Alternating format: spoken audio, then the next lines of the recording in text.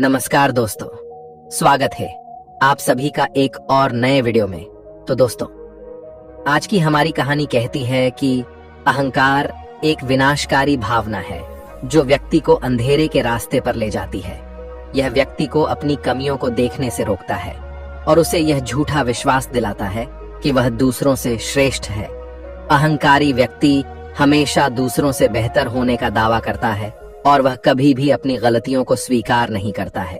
यह अहंकार किसी भी व्यक्ति को दूसरों की सलाह और आलोचना अनदेखा करवाता है।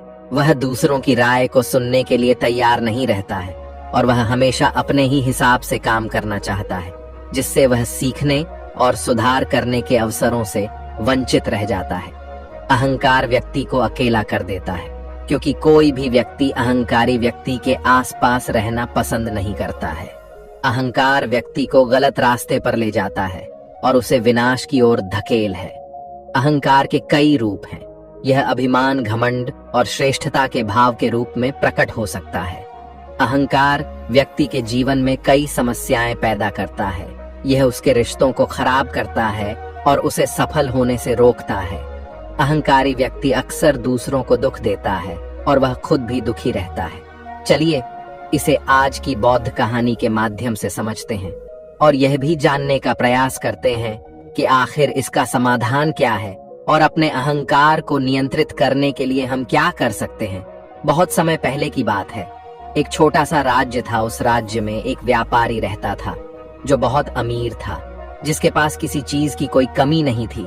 उसके पास वह सारी सुख सुविधाएं थी जो वह चाहता था। उसका एक पुत्र भी था जो अब युवा हो चुका था। उस व्यापारी के पुत्र ने अब तक अपने जीवन में कोई दुख नहीं देखा था। जो भी वह चाहता था वह व्यापारी उसे सब कुछ लाकर दे देता था, जिस कारण उसे अपने जीवन में किसी प्रकार के दुख का अनुभव अब तक नहीं किया था। उस व्यापारी के पुत्र के कई सारे मित्र भी थे। उसके पास अथाह संपत्ति थी, धन दौलत की उसके पास कोई कमी नहीं थी। लेकिन एक दिन अचानक वह व्यापारी बीमार पड़ गया और देखते ही देखते उसकी बीमारी ने उस पर पूरी तरह से पकड़ बना ली थी। वह व्यापारी अपने जीवन की आखिरी सांसें गिन रहा था। अब उस व्यापारी को यह प्रतीत होने लगा था कि वह नहीं बच पाएगा। उसका अंतिम समय आ चुका है। इसीलिए उसने अपने पुत्र को अपने पास बुलाया और उससे कहा, बेटा, तुमने आज तक केवल सुख ही देखा है। तुम्हें जो कुछ चाहिए था वह मैंने सब कुछ तुम्हें कर दिया, इसलिए तुमने आज तक दुख का अनुभव नहीं किया। दुख क्या होता है यह तुम्हें पता तक नहीं, और इसी बात की चिंता मुझे खाई जा रही है कि जब तुम्हारे पर दुखों के बादल मंडराने लगे तो तुम सह नहीं पाओगे। इसीलिए आज मैंने तुम्हें यहाँ पर बुलाया है। मैं बस आखिरी समय पर तुमसे यह कहना चाहता हूँ कि तुम सावधान रहना। मेरी मृत्यु के बाद तुम्हारे अपने ही तुम्हारे दुखों का कारण बन जाएंगे। इतना कहकर वह व्यापारी मृत्यु को प्राप्त हो गया। उस व्यापारी का पुत्र अपने पिता की मृत्यु पर बहुत दुखी था। वह रो रहा था। तभी उसके पास उसका एक मित्र आया और वह उसे समझाते हुए कहता है, मित्र, तुम रो क्यों रहे हो?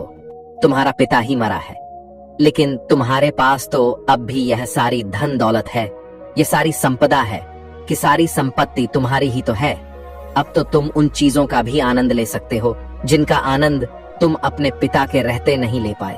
अपने मित्र की यह बात सुनकर वह बड़ा प्रसन्न हुआ और उसे भी इस बात का एहसास हो चुका था कि उसके पास अथाह संपत्ति है, धन है, दौलत है, जिसकी मदद से वह अपना जीवन खुशी खुशी बिता सकता है। लेकिन इसी धन संपदा के कारण वह अब बुरी आदतों का शिकार भी हो चुका था। उसे हर प्रकार का नशा करने की आदत लग चुकी थी। जहां उसका मन करता वह वहां चला जाता। जब भी उसका मन करता वह किसी को भी अपने घर बुला लेता। फिर चाहे दिन हो या रात, जो भी उसका मन करता वह खरीद लेता, क्योंकि उसके पास संपत्ति थी। और तो और उसके पिता का सारा व्यापार भी अब उसी के हाथों में था और अब वह बहुत खुश था। वह अपने जीवन को अपनी मर्जी के हिसाब से जी रहा था। एक दिन उसके मन में ख्याल आया कि पिता ने मुझे बेवजह ही डरा दिया कि लोग मेरा फायदा उठाएंगे, मेरे दुश्मन बन जाएंगे, मेरे दुखों का कारण बन जाएंगे। लेकिन अब तो मैं और भी मजे से जी रहा हूँ। मेरे सुख के दिन तो अब आए हैं। मैं आज तक जो नहीं कर पाया था वह सब करने में अब मैं सक्षम हूँ। ये सब सोचकर उसकी खुशी का कोई ठिकाना नहीं था। वह बहुत खुश था।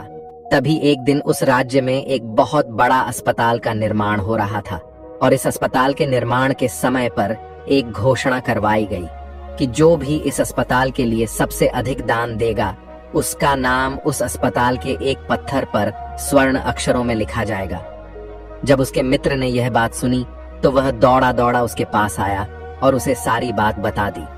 तब उस व्यापारी के पुत्र ने यह तय किया कि वह अस्पताल को सबसे बड़ा दान देगा और उसने ऐसा ही किया और साथ ही यह भी निश्चित हो गया कि उसका नाम उस अस्पताल के एक पत्थर पर स्वर्ण अक्षरों में लिखा जाएगा। लेकिन जब वह दान देकर वापस घर की ओर लौट रहा था तो रास्ते में उसे एक साधु मिले जो भोजन की मांग कर रहे थे। इस पर वह घमंडी व्यापारी का पुत्र कहता है, तुम जैसे लोग केवल 2 वक्त की रोटी के लिए हमेशा चिल्लाते रहते हो। पता नहीं तुम लोग कहां से आ जाते हो और भगवान तुम लोगों को पैदा ही क्यों करता है। तुम लोग गंदगी हो, तुम्हें जीने का कोई हक नहीं। केवल अपना पेट भरने के लिए 2 वक्त की रोटी के लिए तुम किसी के सामने भी झुक जाते हो। यदि झुकना ही है तो उस ईश्वर के सामने झुको, शायद वह तुम्हारी गलतियों को माफ कर दे और तुम्हें एक अच्छा जीवन प्रदान करे। हो सकता है वह तुम्हें भोजन भी दे दे। वह लड़का उन साधु को खरी खोटी सुनाकर वहां से चला गया। धीरे धीरे उस लड़के के पास उसके मित्रों, सहयोगियों और रिश्तेदारों की संख्या बढ़ने लगी। अब हर कोई उससे बिना पूछे कोई काम नहीं करता था। हर चीज में उसी से पूछा जाता था, जिस कारण उस लड़के को लगने लगा था कि अब मेरे बिना कोई काम नहीं हो सकता। जो भी हूं मैं ही हूं। जिस कारण उस लड़के का अहंकार अब 7वें आसमान पर था। सभी लोगों ने उसका मन जीत लिया था। सब लोग उसके विश्वास पात्र बन चुके थे। उस लड़के के पास अपार धन था, जिस कारण सब उससे जुड़े हुए थे। लेकिन यह बात उस लड़के को समझ नहीं आ रही थी। सभी लोग विश्वास के नाम पर अब उस लड़के से धन उधार लेने लगे थे और वह भी खुशी खुशी लोगों को धन उधार में दे दिया करता है। जो कोई उसे धन उधार लेने आता वह जितना मांगता वह उससे ज्यादा ही उन्हें दिया करता, क्योंकि वह सभी की नजरों में अपने आप को साबित करना चाहता था। वह अपने आप को महान दिखाना चाहता था। लेकिन धीरे धीरे उसकी बुरी आदतों के कारण अब उसका व्यापार चौपट होने लगा था। देखते ही देखते एक दिन व्यापार में उसे बहुत बड़ा घाटा हुआ। उसका पूरा व्यापार कर्ज में डूब गया। अब वह बहुत परेशान हो चुका था, बहुत चिंतित हो चुका था। उसे यह समझ नहीं आ रहा था कि आखिर यह सब क्या हुआ। मेरे पास तो कुछ समय पहले अपार धन था और आज मेरे ऊपर बहुत बड़ा कर्जा है जिसे मुझे चुकाना ही होगा। तभी उसे उधार दिया हुआ धन याद आया जो उसने अपने मित्रों और सहयोगियों को दिया था, अपने रिश्तेदारों को दिया था। उसने सभी से वह अपना दिया हुआ कर्ज वापस मांगना शुरू किया, लेकिन किसी ने भी उसका दिया हुआ कर्ज उसे वापस नहीं दिया, बल्कि लोगों ने उसे दुत्कार कर वहां से भगा दिया। वे एक एक करके सभी के पास गया, लेकिन किसी ने उसकी कोई मदद नहीं की। देखते ही देखते उसका सब कुछ बिक गया। अब उसके पास कुछ न था। वह सड़क पर आ चुका था। तभी वह यह सोचने लगा कि अपने सुख के दिनों में मैं यह नहीं जान पाया कि मैं अपने शत्रुओं से घिरा हुआ हूँ। मेरे पिताजी सही कहते थे कि मेरे अपने ही मेरे दुखों का कारण बनेंगे। पिताजी, आपका धन्यवाद। लेकिन मैं आपकी बातों को समझ नहीं पाया और आज देखिए क्या क्या हो गया। वह सारा दिन यहाँ से वहां भटकता रहा और सोचता रहा कि अब आगे क्या होगा। वह कैसे खाएगा, कहाँ रहेगा और कैसे सोएगा। उसे अपने पिता की याद सता रही थी। वह उन्हें याद कर करके रो रहा था। उसकी आंखों से आंसू बह रहे थे। लेकिन अब बहुत देर हो चुकी थी और अब धीरे धीरे उसे भूख भी लग रही थी।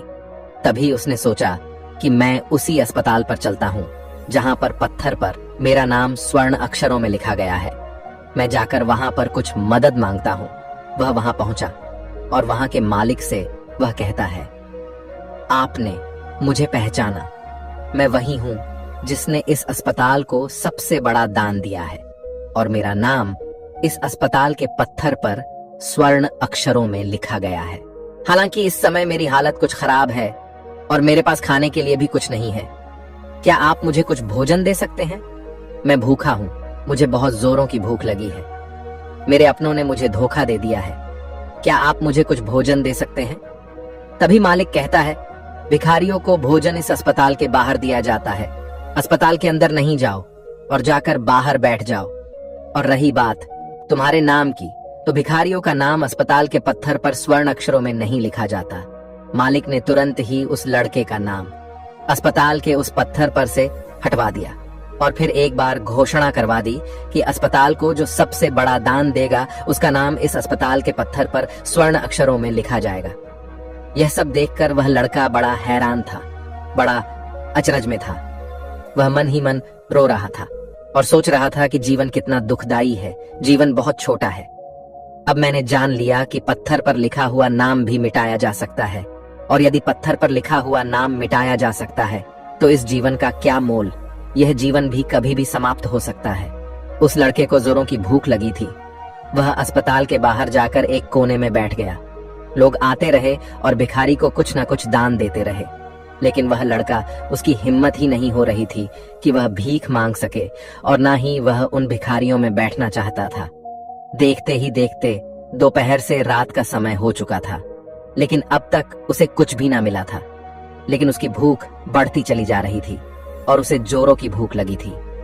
पहली बार उसने अपनी भूख को जाना था, अपने पेट की इस आग के बारे में जाना था, और इस भूख के कारण वह इतना परेशान हो चुका था कि उसने तय किया कि वह अस्पताल से ही कुछ चुरा लेगा और उसे खाकर अपना पेट भर लेगा।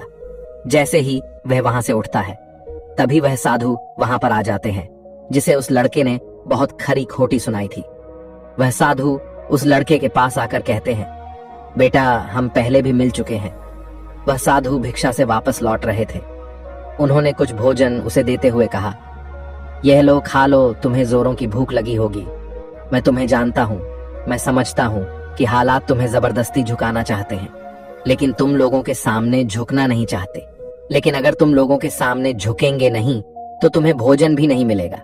आज तो मैंने तुम्हें भोजन दे दिया है जिससे तुम्हारी भूख मिट जाएगी, लेकिन यह भूख रोज लगेगी। यह पेट की आग कभी नहीं मिटती।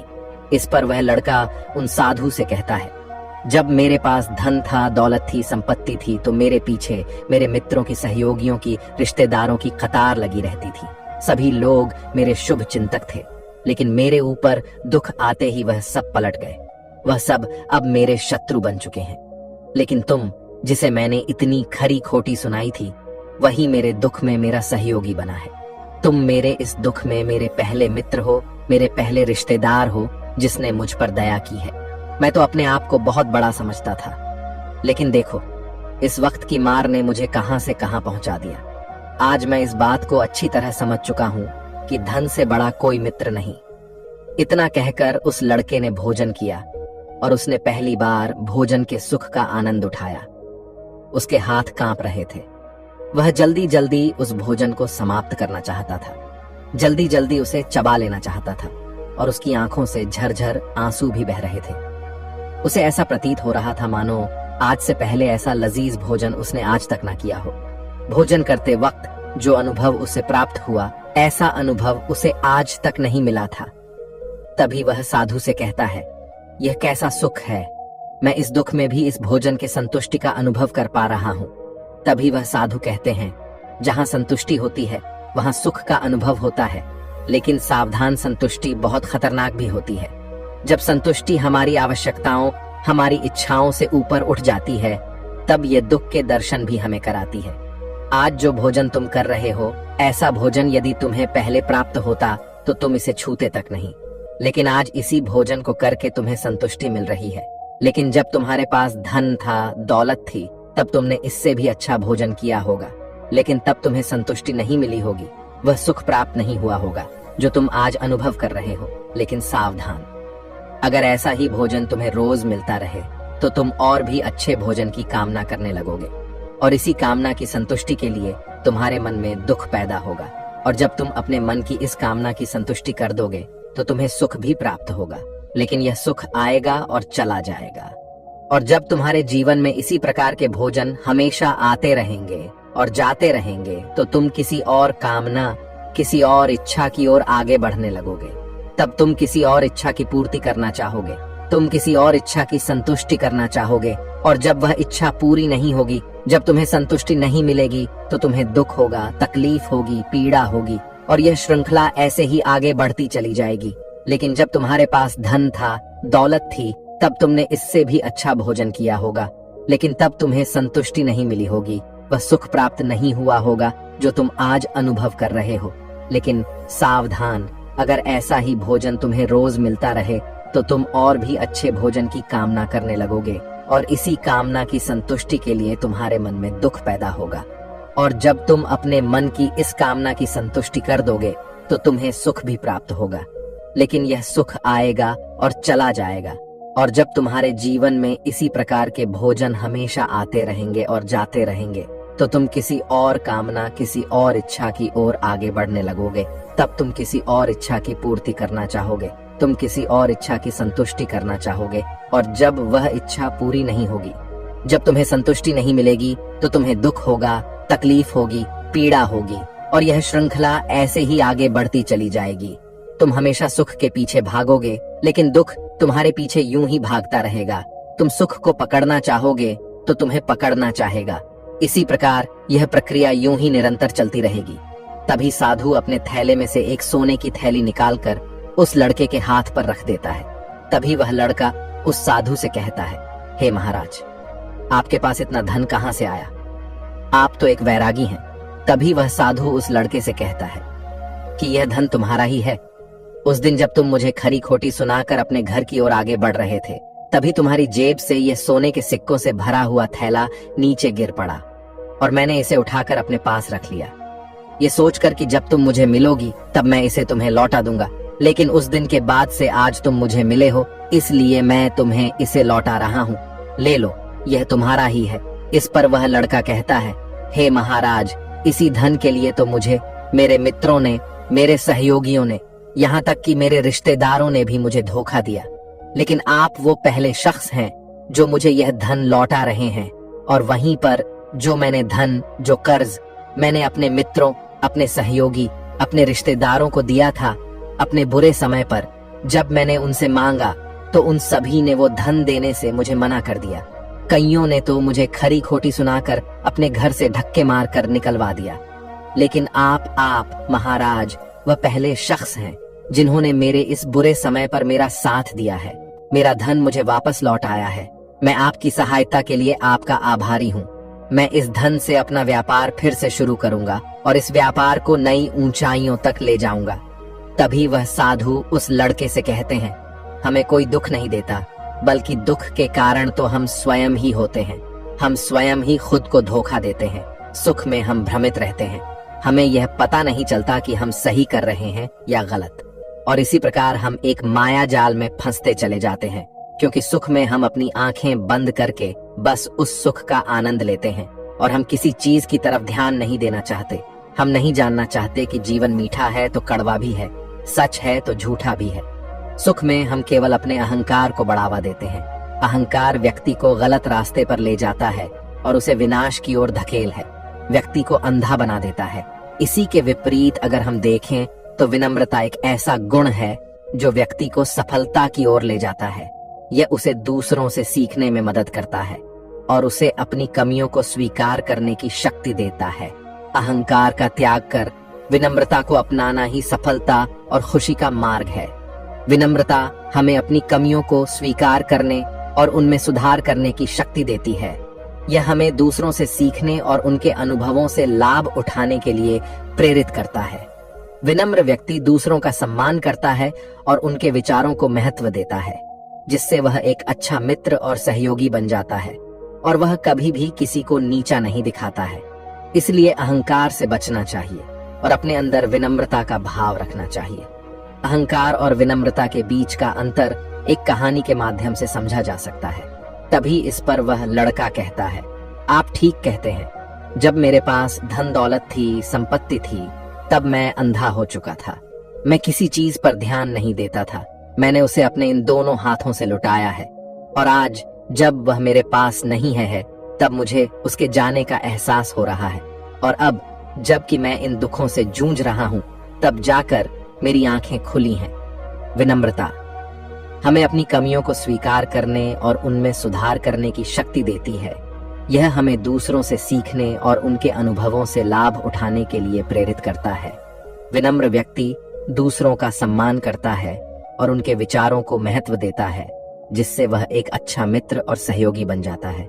और वह कभी भी किसी को नीचा नहीं दिखाता है। इसलिए अहंकार से बचना चाहिए और अपने अंदर विनम्रता का भाव रखना चाहिए। अहंकार और विनम्रता के बीच का अंतर तुम्हारी कहानी के माध्यम से समझा जा सकता है। तभी इस पर वह लड़का कहता है, आप ठीक कहते हैं, जब मेरे पास धन दौलत थी, संपत्ति थी, तब मैं अंधा हो चुका था। मैं किसी चीज पर ध्यान नहीं देता था। मैंने उसे अपने इन दोनों हाथों से लुटाया है और आज जब वह मेरे पास नहीं है तब मुझे उसके जाने का एहसास हो रहा है।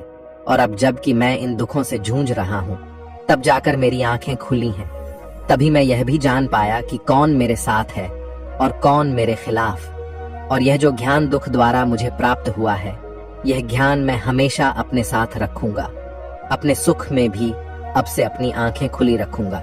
इस कहानी से हमें यह सबक मिलता है कि अहंकार हमें विनाश की ओर ले जाता है, जबकि विनम्रता हमें सफलता और खुशी की ओर ले जाती है। इसलिए हमें हमेशा विनम्र रहना चाहिए और दूसरों से सीखने के लिए तैयार रहना चाहिए। विनम्रता ही सफलता का मार्ग है। दोस्तों, उम्मीद है कि आपने आज की इस वीडियो से जरूर कुछ ना कुछ सीखा होगा।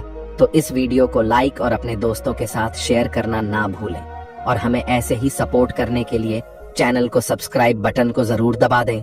तो चलिए मिलते हैं ऐसी ही कोई नई कहानी में कोई नए मैसेज के साथ। तब तक के लिए अपना ख्याल रखें। धन्यवाद और नमोह बुद्धाय।